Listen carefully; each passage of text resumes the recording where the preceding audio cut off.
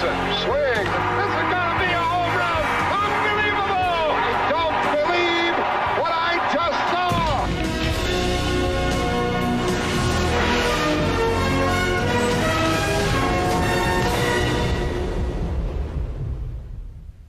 His image burns bright in the memory of millions who yearned for a vanished America.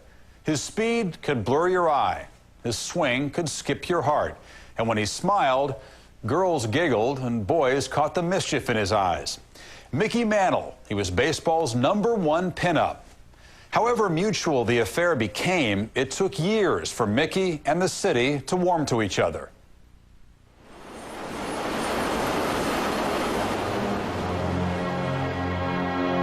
Mantle did not at first react well to New York. Mantle was very much small town Oklahoma. He didn't know how to play the media game at first. I go to the cage and I go to Mantle and I said to him, Mickey, can I get you on the interview show after the game? Why don't you interview him? He pointed to a utility interviewer who was working at. He'd be sitting there at his locker and you'd be interviewing him, and when he had enough, he'd never say excuse me or anything. Just get up and walk away. Burdened by heavy media expectations, it took Mantle several years to bust out of his country boy cocoon.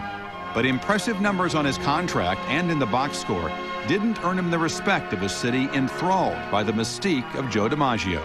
Finally, in '56, he won the Triple Crown, and people say, oh, finally, now here he is, he'll win the Triple Crown every year. Well, he didn't.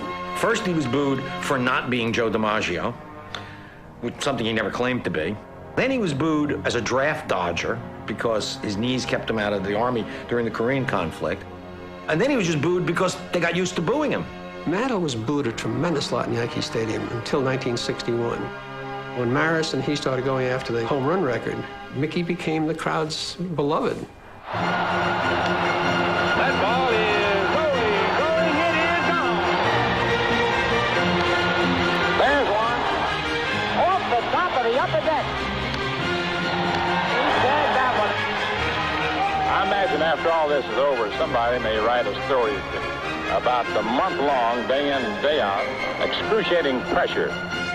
From May through early September, Mantle and Roger Maris traded shots like a pair of heavyweights. As their respective home run totals reached into the 50s, the national eye fixed on their pursuit of Babe Ruth's cherished record. Meanwhile, a long overdue transformation was in progress. By that time, Mickey Mantle had been around the Yankees for 10 years, and he became sort of the Babe Ruth of his time, the icon that everybody loved. We were all cheering for Mickey to break the record more than Roger. Mickey had the reputation of power and home runs. Roger didn't have the reputation when he was with Kansas City or Cleveland. Mantle had more color, more flair, more box office, more marquee value than Maris. During that home run streak, the fans and the press were, came right out and said they'd rather Mantle win it than Roger. There's a drive to deep left field. That ball is going gone. Number 51 for Roger Maris. Battling a severe head cold on September 10th, the People's Choice hit his 53rd homer to pull within 3 of Maris. 2 days later, Mantle was in Lenox Hill Hospital being treated for an abscess caused by an injection meant to cure his cold. I remember the night when Mantle said to Maris, I can't do it anymore, Raj. It's up to you. Go get him. Fastball hit deep to right. This could be it. Way back there. Oh,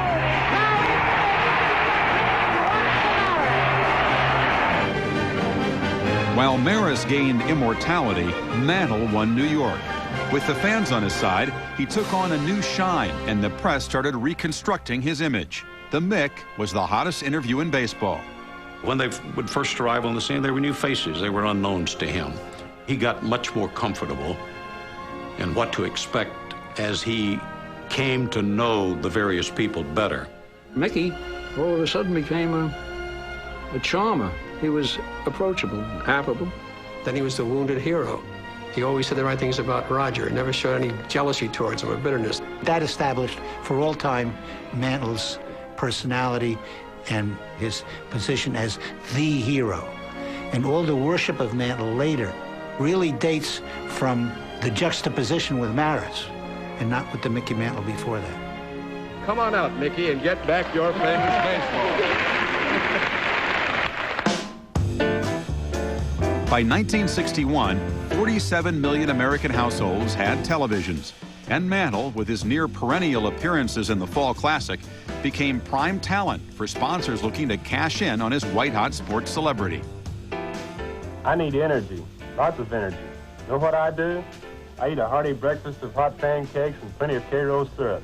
It was the first time that the fans had an opportunity to see what the player was really like. He became the new all-star and superstar and MVP. When I was 3 years old and watching on a black and white TV back in Oklahoma, I looked at my dad and I said, "You can be from Oklahoma and play in the major leagues? That's what I want to be." If the annals of baseball are filled with talented country boys, not many arrived in the majors at 19, and even fewer had a fraction of his skills. Mantle had the greatest natural ability of any player that ever played. Mantle digging hard, still going, great catch! He'd run as fast, throw it as hard, and hit him further. Mantle coming to the plate. Mantle running the bases. Here's a white boy that runs like a horse. I don't know anybody that has gone to first base as fast as he could. Mantle wails it into the left field bleachers for another home run. Mantle hit those home runs over those monuments.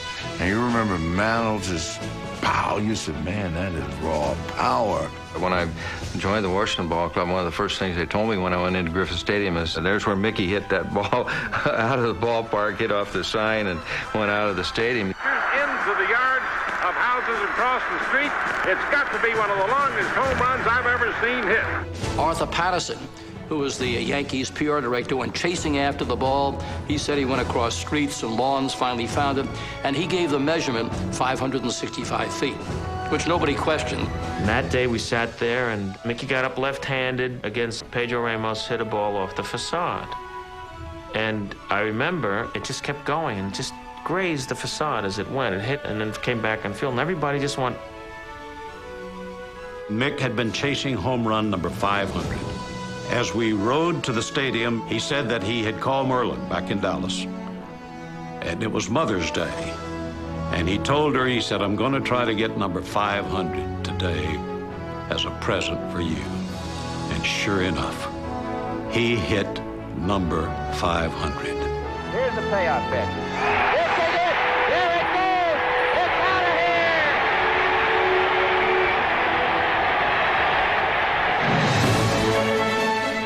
A decade earlier, while the Cold War raged across the globe, New Yorkers from Harlem to Canarsie hotly debated the merits of three local baseball heroes, each a center fielder. We had Mays up at the Polo Grounds, we had the Duke over at Ebbets Field, and we had Mantle at Yankee Stadium. Every street corner it was, well, who's the best center fielder?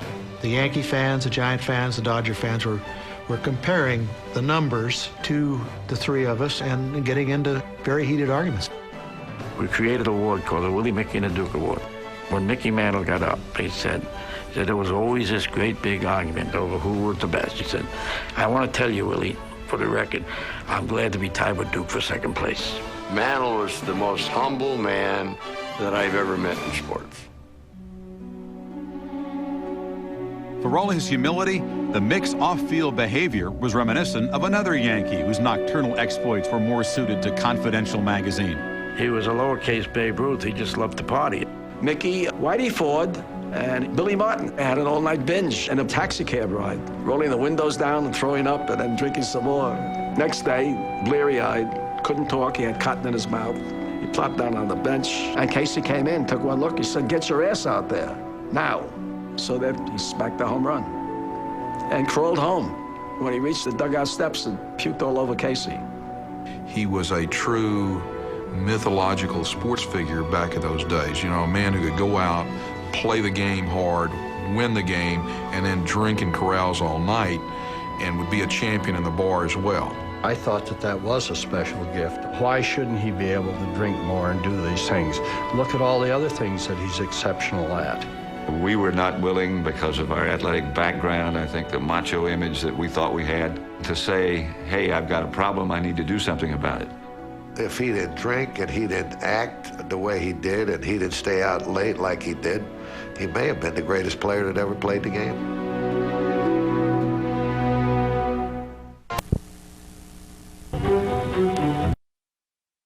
There wasn't enough hours in the day for Mickey. He played the game hard on and off the field. Men liked Mickey because he was a man's man. He conducted himself like a guy would. When we hooked up in the evening, it was very sociable. You know, I mean, it was a fun time. Women threw themselves off of 9-story buildings to Mickey. He had that beautiful, young, all-American face. He enjoyed women no matter where he went. If you would go to the Mule Box where they stayed in Kansas City, and if you'd go up there, well, you couldn't believe how many women would be up on that floor. As the father of 4 sons and still married to his teenage sweetheart, Mantle sacrificed his family on countless bar stools and illicit beds. It was a behavior kept from the public by a journalistic code of ethics prevalent at the time.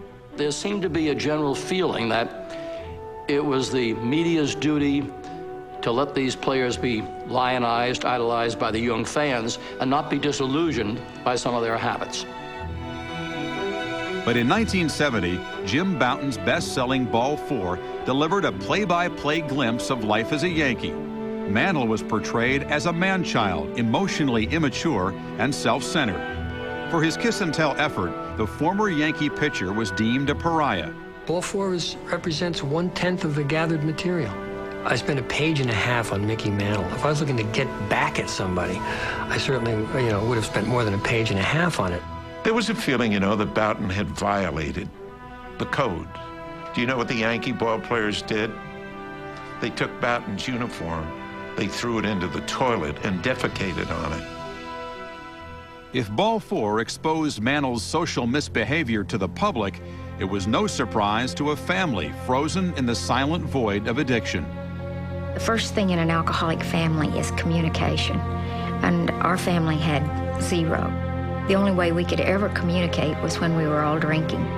The first conversation I ever actually had was, I was probably 16, 17 years old, when I was actually able to start going out and having drinks.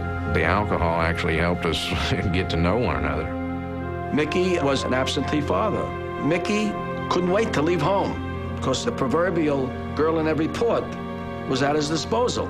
There was never a town that he ever hit that he didn't have some luxurious moments with female companions. Often leading the way on Mantle's late-night excursions were playmates Billy Martin and Whitey Ford. These were people who were eternal 16-year-olds. Whitey was often the catalyst. He was the brains behind the operation. They reached the conclusion that there ought to be an easy way of chasing women. So they decided they would just walk in a bar and each one pick them out a girl and say, "Would you like to F-word me?" I knew about a lot of the women, but I never would have left Mick. I loved him dearly. I adored him. I really think Mick was my addiction because no matter what he did, I always went back for more. While the Yankees protected their less-than-perfect stars from public scrutiny, their general manager kept close tabs on them for future reference, especially Mickey Mantle. George Weiss hired private detectives to follow the players around. When the players would leave the bar with a girl, the detective would follow the player to wherever they went, maybe the girl's apartment or maybe a motel room, and he would write all these things down and he would give them to George Weiss. Mickey had asked for a raise, and George Weiss said to him, "Mickey, I'm not going to give you that kind of money. You don't deserve it." And Mickey said, "Okay, I'm not going to play." And Weiss said, "What the hell makes you think you're this important?" And he took some interesting photos of Mickey in stages of things that Mickey didn't want. He said, "You want me to show these to the newspaper guys?" I know that they would have people watching them and they're drinking, but I really didn't know they had a file on him. In the early morning hours of May 16, 1957, a half-dozen Yankees, including Mantle, Ford, Martin, and Hank Bauer, were celebrating Martin's birthday at the Copacabana, a popular New York City nightclub. There was also a bowling team in the Copa at the same time. This big heavy-set guy came by me and he says, don't test your luck too far tonight, Yankee. And he kept looking at me, and pretty soon he went back to the restroom, and Billy and Mickey followed him back there. And somebody said the wrong thing, and somebody got belted. Well, the next morning, Dan Topping, the other owner, called us in, and the first thing he said, I warned you. He says, Hank, Whitey, Mickey, Yogi, Billy, cost you $1,000 apiece. The incident cost Mantle much more. A month later, Martin was traded to the Kansas City Athletics. George Weiss didn't like Billy before that, but that was the last straw. They said that Billy was a bad influence on Mickey.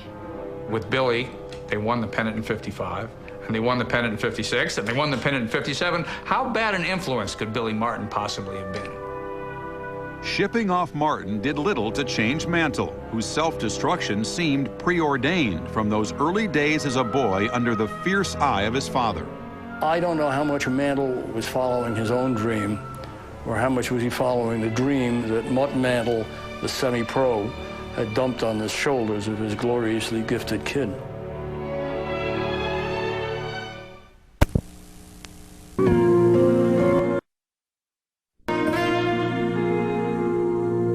When Mickey Mantle joined the Yankees in the spring of 1951, he was country shy and baseball brilliant. Bill Dickey the year before said, wait till you see this kid we got down at Joplin. When Mickey came to New York, I don't know what kind of pants he had on, but they were rolled up at the bottom.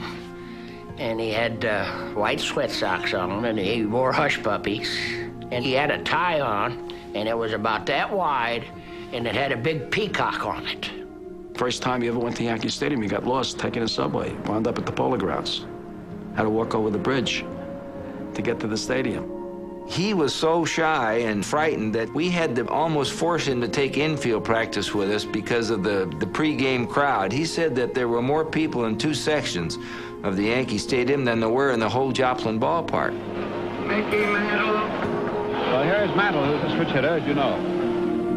He said, I come to the Yankees, and my locker is right next to Joe DiMaggio's, and I'm having a hell of a time just getting used to being next to Joe DiMaggio.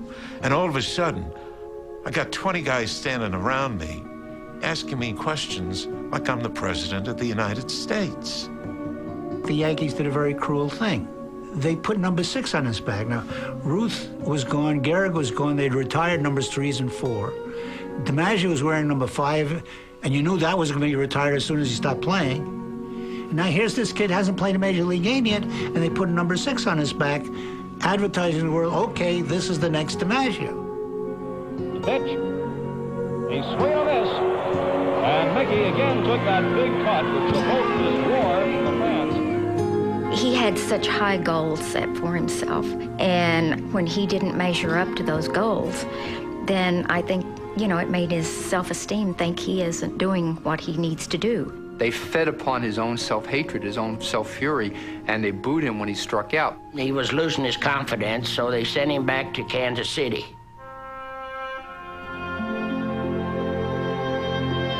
But the minors offered Mantle no answers.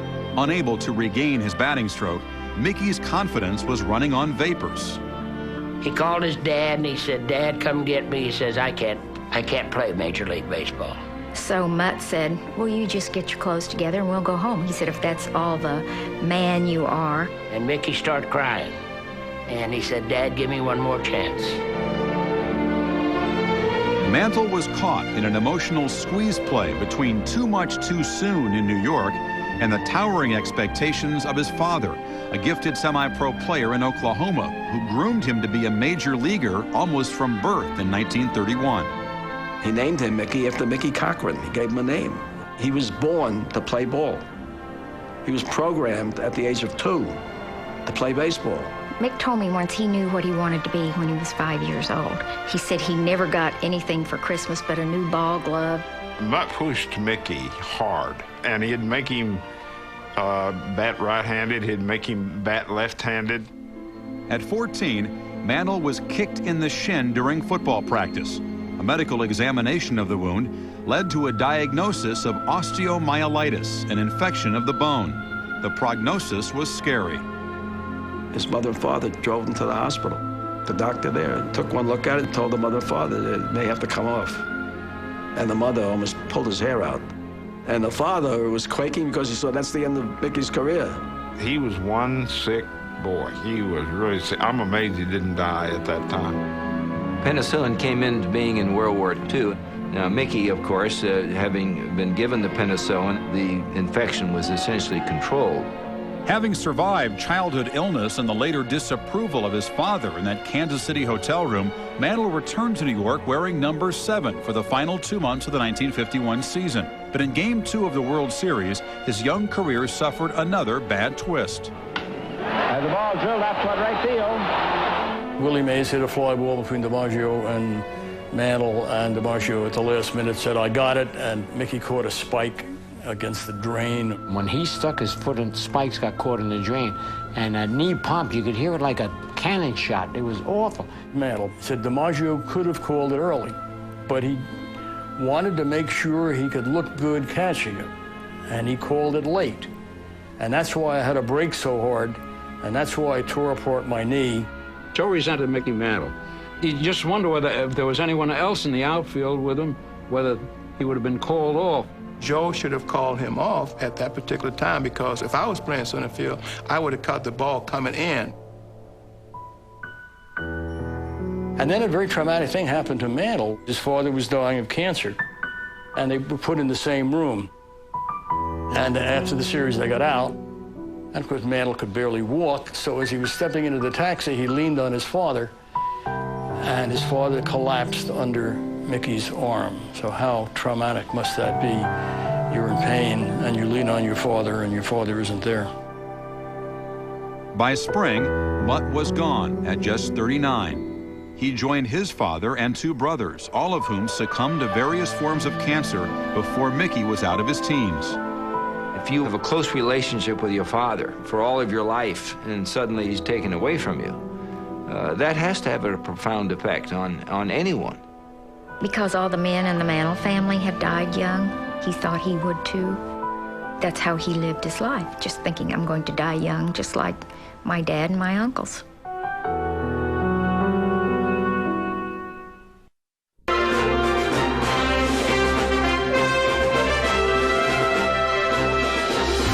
I think that this year I'd rather lead the league in runs batted in, home runs, and hitting.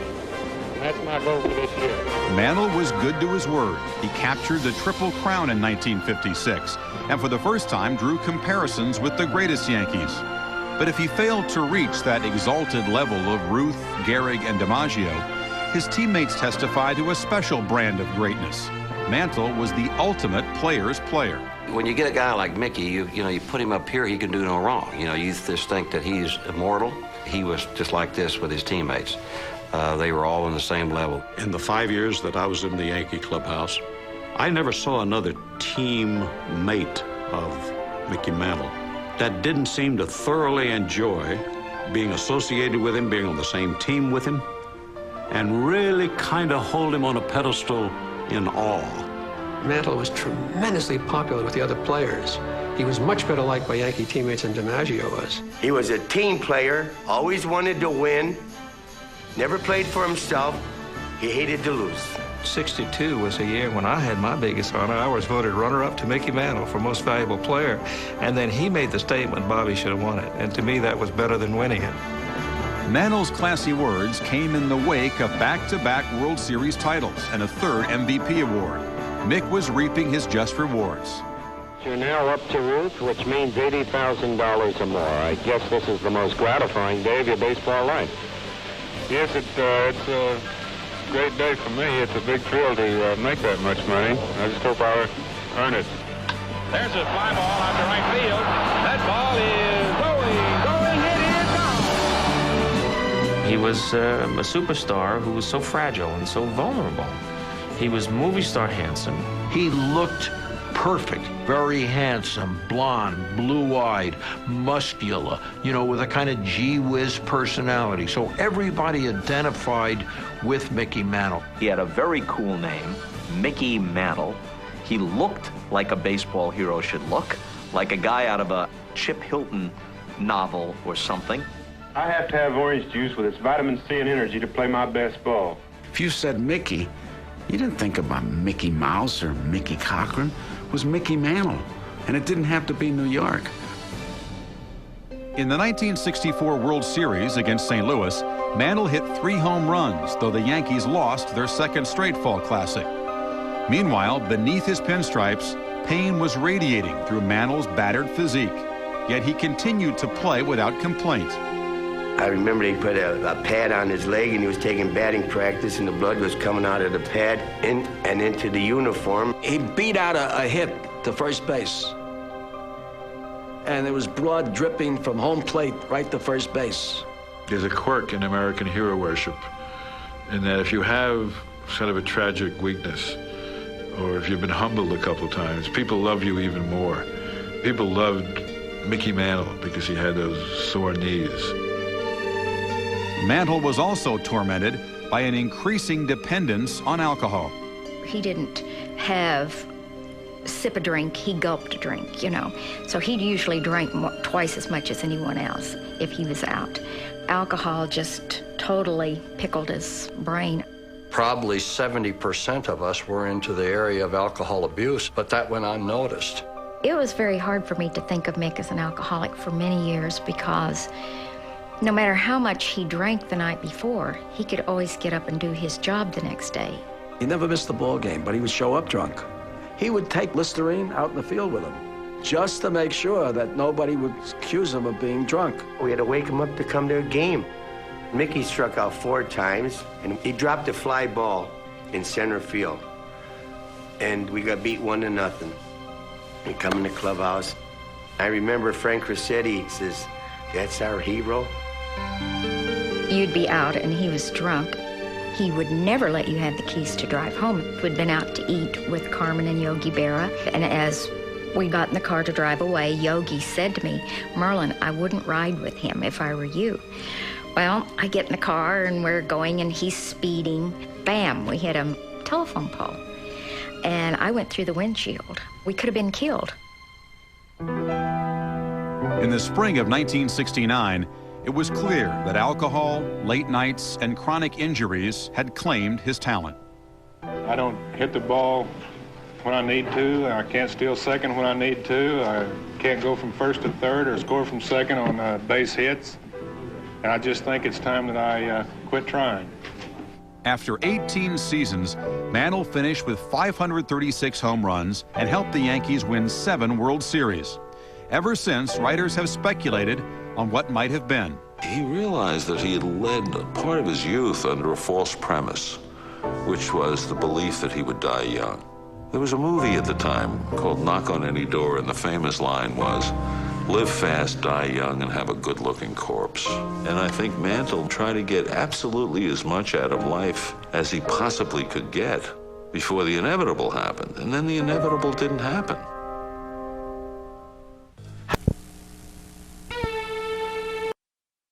The great number 7, Mickey Mantle.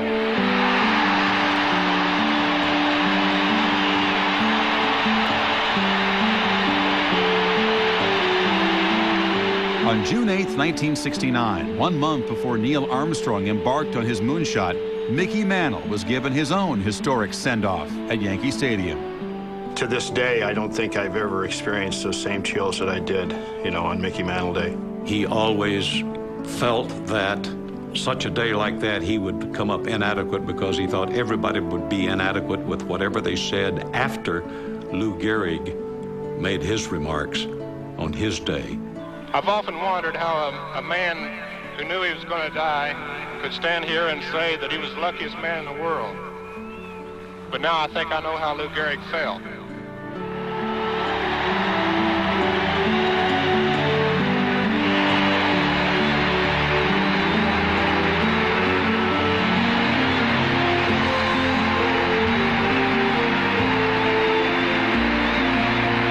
That was a big day for the family, but it was also a very sad day because After Mick retired, we both got ulcers from worrying about what are we going to do now. He'll take one last turn around Yankee Stadium.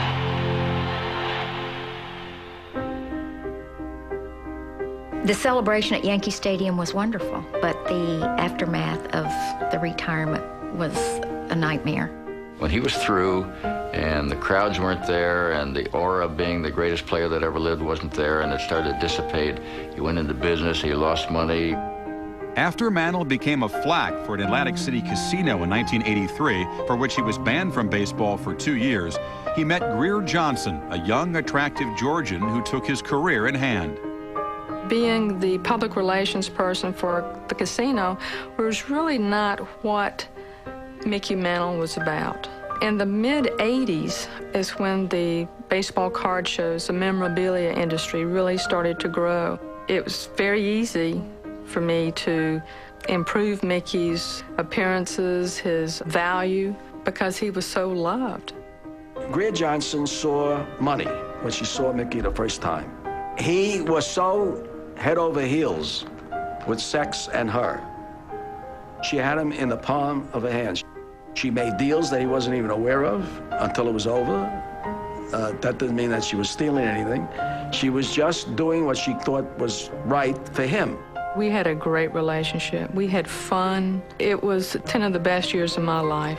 And it really doesn't matter to me what other people might think. I know in my heart what we had, and I know the love that we had, and that's all that's important to me. Although Mantle's extramarital affairs were a matter of public record, Merlin did not seek a divorce, not even when Johnson became Mickey's manager and companion in the mid-'80s. She said, "I'll divorce you." I said, "Fine, go get a divorce. And I'll cut you off from every penny. You'll have nothing. You'll have no house. You'll have just the clothes on your back." And she remained. I knew that it was hurting her, but all of us had starved for Dad's attention for so long that we didn't want to say nothing to her because we thought that might jeopardize our relationship with him. I was asked one time, how did I feel being the other woman in Mickey's life? And my true feeling is I wasn't the other woman. I was the woman in Mickey's life. If I wanted to get rid of this anger, that I was going to have to pray for him. And I can tell you, at that time, the only prayer I could think of is that maybe he'd get hit with the Mack truck, because I was so angry that I really used to think about killing him. There were times she wanted to kill herself because she felt so ashamed that she could live under these conditions, never knowing from moment to moment what he was going to do or say to make her life miserable. In spite of everything, she was committed to him. Finally, in 1994, Mantle acknowledged he was killing himself with alcohol and began a personal quest for forgiveness. He came to realize that he had the same problem that I did.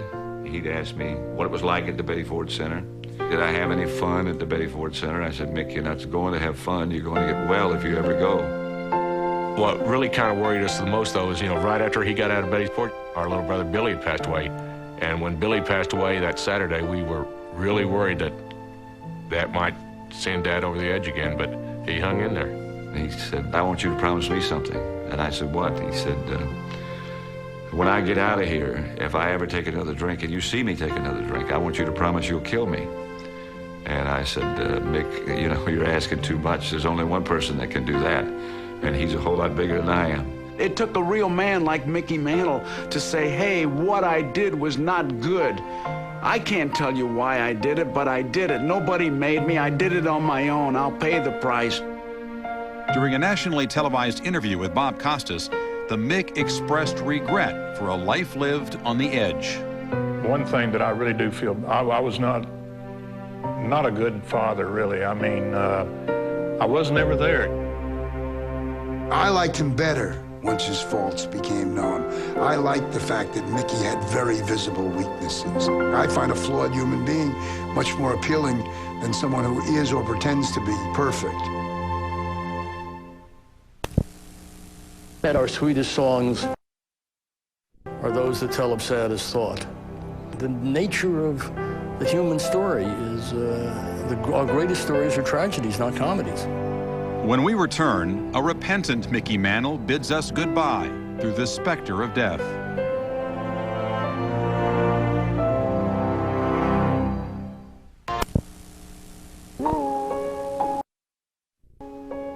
I would like to say to the kids out there to take a good, you talk about a role model. This is a role model. Don't be like me, you know? I mean, God gave me a body, ability to play baseball, and that's what I wanted to do. Give me everything. And I just...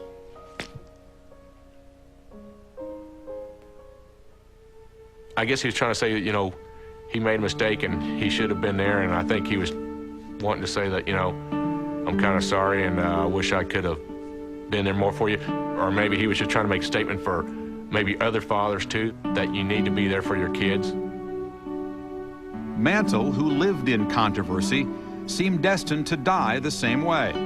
He was given a liver transplant in June 1995, just days after being diagnosed with cancer and placed on a waiting list. The one who's the sickest and with the highest acute risk of dying is the one who gets the first shot. Nobody pulled any strings. They can't put people in front of other people. It was that he was the sickest person in Texas at that time. I do not think Mickey Mantle himself ever felt that there was preferential treatment. If he had felt, he would have been the first one to say, I don't want it. Despite his new liver, Mantle lasted just 2 months, not nearly enough time to exchange proper goodbyes. I wrote him a letter and I put everything in it that I was feeling, thanking him for being so nice to me through the years and just lots of things like that. I never got to read the letter to him. I was not allowed to go to the hospital. And that's probably the thing that has made it hardest. Because I never knew he was passing away. At one time when I happened to be at the hospital in his room, the phone rang and someone was calling in her behalf. And when the conversation ended, after he had told them, no, tell her I do not want to see her. I do not want her to come here. In the waning weeks, Mantle informed his doctors he no longer wanted updates on his prognosis. Old teammates were beginning to arrive in Dallas. The Mick had only days to live. Hank and I grabbed his hand and we said, we love you. He said, I love you guys too. He suffered. Mickey suffered a lot. He was already heavy in the legs and his stomach, and he was already yellow. We didn't expect him to go that fast. They all worked very hard to have a smile on their face. Whitey brought him a baseball signed by all of the members of the present New York Yankee Club. And Mickey reached over and got it, and he said, you know, it's the first time anybody ever brought me something autographed by other people. My dad had had a dream that he died and, you know, was gone up to heaven. And they told him, Mick, you know, we can't let you in because of the things you've done on Earth. But before you go, would you mind signing these 24 balls for God? He called me one day, and after he knew he was going to die, he said, have you ever been baptized? Well, what's it like? They use water on you, don't they? I said, I think there's some water involved. And he said, well, you know I can't swim. You tell him I can't swim. And in the closing days of his life, he was baptized.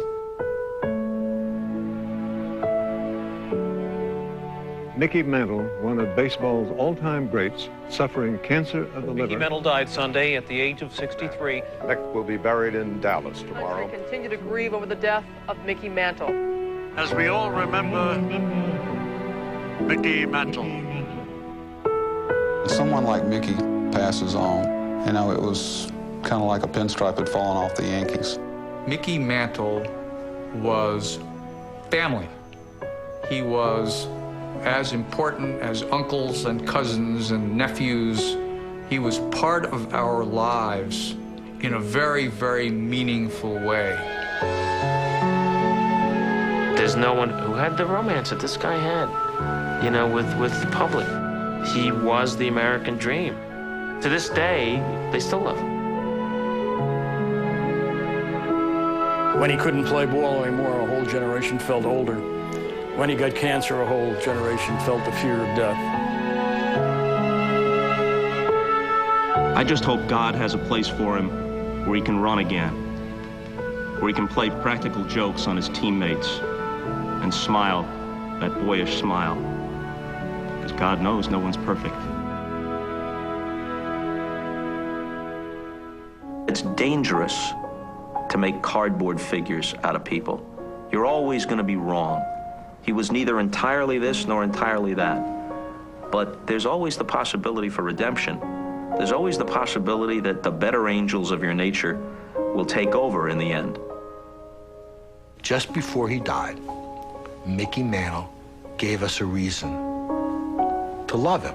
He was willing to use himself as almost an anti-role model in a very heroic way. There's a picture, and he was kind of like hanging his head down, and you can see him like throwing his batting helmet away. And for some reason, I just sat there, and I don't know how the words came to me, but it just said, can I touch your face? Can I hold your hand? Can I give you a hug again and again?